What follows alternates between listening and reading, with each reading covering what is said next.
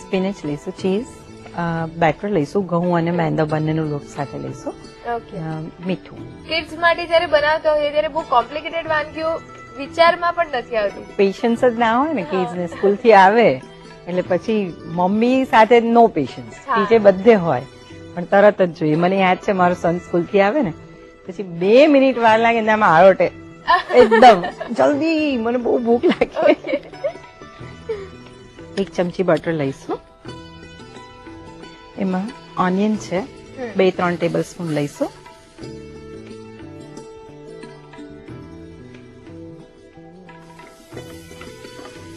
આમે આપણે વાત કરીએ એ પ્રમાણે એક્ઝામ ટાઈમ એવું છે કે જ્યારે એ લોકોનું વાંચવાનું વધારે હોય, બ્રેનમાં કેલરી કન્ઝમ્પશન વધારે થતું હોય ત્યારે એ લોકોને નાસ્તો જે કંઈ આપીએ એ થોડું હાઈ કેલરી હોય તો પણ સારું છે, હાઈ પ્રોટીન હોય એ પણ જોવું જોઈએ અને સાથે એમને પ્રોપર ન્યુટ્રિશન પણ મળી રહે, ટેસ્ટી તો હોવું જ જોઈએ. ઓફકોર્સ.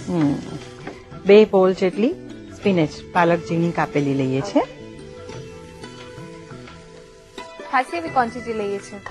હા, પણ આ તો શ્રિંક થઈ જશે ને, ભાજી છે એટલે. છેલ્લે કેટલા સર્વિંગ રેડી થશે? આમાંથી લગભગ 5 થી 6 સર્વિંગ થશે. નાના નાના પીસ બને છે.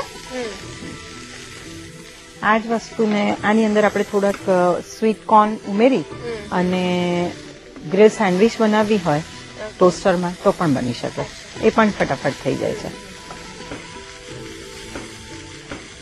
ઘણી શોષાઈ ગઈ છે પાલક. તરત એનું પાણી સોફ્ટ થઈ જાય છે. થોડુંક મીઠું ઉમેરીશું. એક્ઝામ ટાઈમે જો કિડ્સને આ રીતની વાનગીઓ આપણે આપીએ તો ડાયરેક્ટલી ઓર ઇનડાયરેક્ટલી આપણે એમને સપોર્ટ કરી રહ્યા હોય એવી ફિલિંગ એ લોકોને પણ આપશે. એક્ઝેક્ટલી, મોટિવેટ થાય. હા, એ લોકો મોટિવેટ થાય કે અમે ભણીએ છીએ પણ મમ્મી પણ અમારું ખૂબ ધ્યાન રાખે છે. અને બહુ બધા છોકરાઓની સાયકોલોજી મેં જોઈ છે એવી કે રાત્રે એ લોકો વાંચે તો એ લોકોની એક્સપેક્ટેશન એવું હોય કે મમ્મી પણ અમારી સાથે જાગે, એ તો બરાબર છે પણ સાથે અમને કંઈક સર્વ કર. કે પહેલા નાસ્તાનું એટલું નહોતું તો ચા પણ બનાવે મમ્મીએ, તો કોફી બનાવે, કંઈક તો જોઈએ જ એવું. એટલે એક સાયકોલોજીકલ અને મોરલ બંને રીતે એ લોકોને એવું હોય છે કે મમ્મી. અને આ એવું લાગે કે સ્પેશિયલ કેર સમથિંગ. ઓકે, હવે સ્પિનેચ ચડી જાય એટલે એમાં આપણે ચીઝ ઉમેરીશું.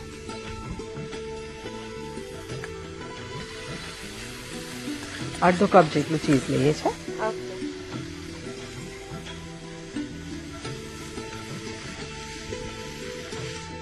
કઈ ચીઝ લઈએ છીએ? આપણે regular process cheese, ચેડર cheese, cooking cheese, કોઈ પણ ચીઝ લઈ શકાશે એક્સેપ્ટ મોઝરેલા. હવે આ સ્ટફિંગને આપણે એક બોલમાં કાઢી લઈએ.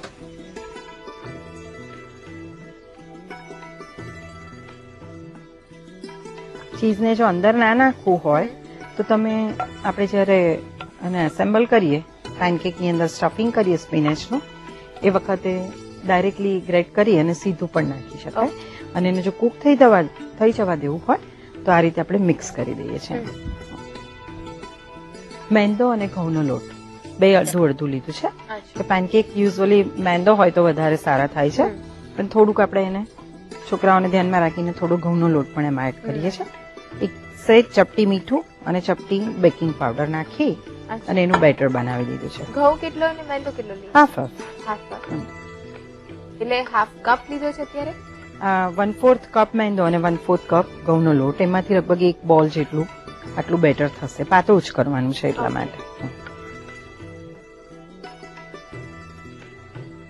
નોનસ્ટિક પેન પર આપણે બટરમાં પણ કરી શકીએ અને ઓઇલમાં પણ કરી શકીએ.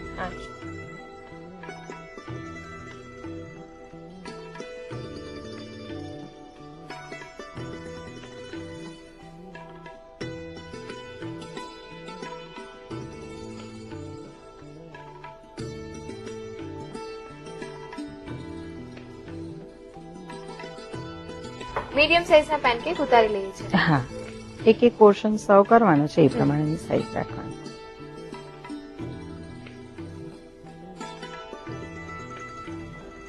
પેનકેકમાં તમારે ઘઉંનો મેંદો ના લેવો હોય આપણે યુઝ્યુઅલી જે ચણાના લોટના બનાવતા હોઈએ છીએ પૂડા હા એ રીતે પણ બનાવી અચ્છા શકાય. એમાં સારું લાગે છે taste? હા, ચણાના લોટમાં આપણે ભજીયા કે મુઠિયા કંઈ પણ બનાવીએ ત્યારે એમાં પાલક મેથી લેતા જ હોઈએ છીએ. એટલે કોઈ પણ ભાજી હોય ગ્રીન્સ ઇટ ગોઝ વિથ અચ્છા એમાં પણ સારા લાગે છે. એટલે જે કંઈ અવેલેબલ હોય એ પ્રમાણે તમે કરી શકો. સ્ટફિંગમાં બીજા કયા કયા સ્ટફિંગ લઈ શકીએ? સ્ટફિંગમાં મેં કહ્યું એ પ્રમાણે આની સાથે તમે સ્પિનેચની સાથે સ્વીટ કોર્ન તમે એડ કરી દો તો એક વેરિએશન તમને મળશે. પછી એ સિવાય આપણે જે મેક્સિકન રોલમાં જે વાપરીએ છીએ એ રીતે કેબેજ, પછી કેરેટ્સ, કેપ્સિકમ, ત્રણેય કલરના કોઈ પણ લઈ શકો તમે, ઓનિયન, એ બધું શ્રેડ કરીને અથવા ચાઇનીઝ કટ જે આપણે કરીએ છીએ જોલિયન કટ એ કરી અને થોડુંક એને સોતે કરી નાખી અને એમાં થોડુંક ચીઝ અથવા ક્રીમ નાખી અને એનું પણ સ્ટફિંગ સરસ લાગે છે. પણ એમાં તમે પછી ઓરેગાનો ને પેપરિકા ને સોલ્ટ એ એડ કરાય. ત્યાર પછી ઇવન ચાઇનીઝ ટેસ્ટનું તમને કરવું હોય તો પણ તમે કરી શકો. આ જ પેનકેક પણ જે આપણે યુઝ્યુઅલી વોન્ટોન્સ અને સ્પ્રિંગ રોલમાં સ્ટફિંગ કરીએ છીએ એ જ સ્ટફિંગને તમે આમાં ફિલ કરી શકો. ઓકે કારણ કે વોન્ટોન્સ અને સ્પ્રિંગ રોલ થોડુંક લાંબુ પ્રોસેસ થઈ જાય છે અને આ ફટાફટ થઈ જાય. એ સિવાયના કોઈ પણ રૂટીનમાં આપણે શાક બનાવ્યા લાઈક ઢોસા જેવું શાક બનાવ્યા હોય તો એ શાક પણ રેડી હોય તો એમાં ફિલ કરીને તમે આપી શકો. આમ મેં જોયું છે કે પહેલા એવું હતું કે છોકરાઓ ખાવામાં બહુ ફસી હોતા હતા પણ મારા એક્સપિરિયન્સ પ્રમાણે અત્યારની જનરેશન ઉલટી વધારે ઓપન માઇન્ડેડ છે. ઓપન માઇન્ડેડ કરતા they are open to any taste. બધું એ ખાય જ છે. અચ્છા પછી મમ્મી આમ એવું કહે કે આ નથી ખાતા મેબી એ લોકો કદાચ બોર થઈ જાય એક વસ્તુથી પણ એ લોકો ચેન્જ એક્સેપ્ટ કરે છે. અને એમાં એવું છે ને સ્કૂલમાં હવે શું હોય છે કે બધા જ કાસ્ટ કોમ્યુનિટીના છોકરાઓ આવતા હોય છે એટલે બધાની ઇટિંગ હેબિટ બધાની જુદી જુદી હોય છે અને દરેક જણનું બ્રેકફાસ્ટ લંચ જે કંઈ હોય એમાં વેરિએશન એ લોકો જોઈ અને ખાતા થાય છે. એક્સપોઝર ટુ રેસ્ટોરન્ટ ઓલ્સો અને રેસ્ટોરન્ટમાં પણ હવે એવું કંઈ નથી કે સાવ જ જંક ફૂડ જ સર્વ થાય છે. દે આર ઓલ્સો એ લોકો પણ એ રીતની રેસિપીસ આપે છે લોકોમાં જે કોન્સિયસનેસ છે એ પ્રમાણે. હવે આ પેનકેક છે એને આપણે લઈ લઈએ અને એમાં આ જે સ્ટફિંગ બનાવ્યું છે એ એડ કરી દઈશું. ગરમમાં જ મૂકીને ફોલ્ડ કરી દઈએ.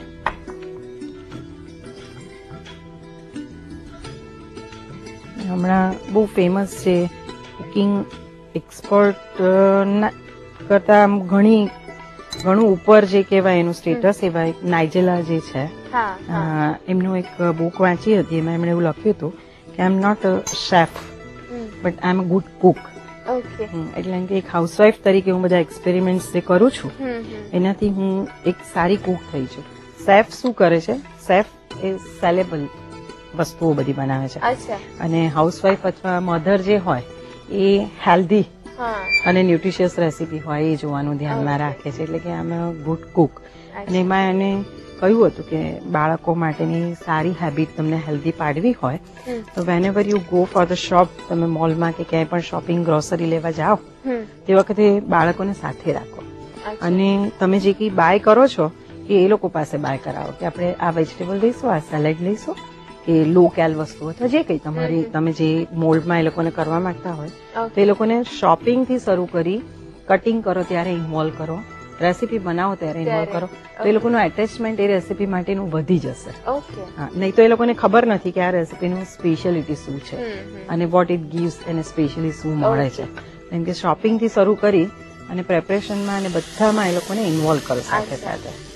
આ એક બહુ સરસ થોટ છે. હા, અને બીજું એવું કહે છે કે ફ્રીજમાં તમે જે કંઈ રાખો છો વસ્તુઓ એ એવી જ વસ્તુઓ રાખો કે બાળકો જાતે પણ ખોલી અને કંઈક ખાવા જાય તો એને ફ્રૂટ્સ, વેજીટેબલ, સેલેડ્સ ને હેલ્ધી વસ્તુઓ જ મળે, કામનું જ મળે. હા, કેમ કે ફ્રીજમાં તમે એવા એને ઓપ્શન્સ આપશો જ નહીં કે જે ચોકલેટ આઈસ્ક્રીમ કે જે કંઈ તમે નથી ખાવા દેવા માંગતા એ તમે હોય ને એને એવું કહો કે ના ખા, એના કરતા ફ્રીજમાં રાખો જ નહીં.